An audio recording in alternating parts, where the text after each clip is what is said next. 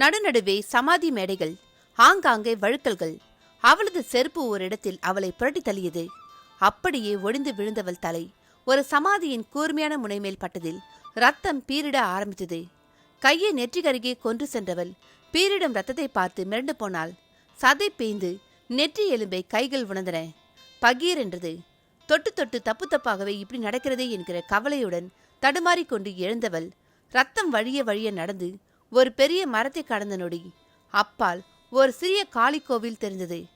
8 கால் மண்டபம், நடுவில் ஒரு பெரிய யாக குண்டம், குண்டத்துக்கு அப்பால் உக்கரமான காளி சிலை, மண்டை ஓட்டு மாலையோடு கையில் திரிசூலமுடன் காளி நிற்கும் கோலம் மிரட்டலாக இருந்தது. மண்டபத்து மணிதான் மழைக்காற்றில் ஆடி ஆடி சப்தம் போட்டு கொண்டு இருந்தது. என்ன நண்பர்களே, முழு கதையும் கேட்கணுமா? கதைக்கான லிங்க் டிஸ்கிரிப்ஷன் பாக்ஸ் இல்லைனா கமெண்ட் பாக்ஸில் நான் மென்ஷன் பண்ணுறேன். அதை கிளிக் பண்ணி முழு கதையும் கேளுங்க.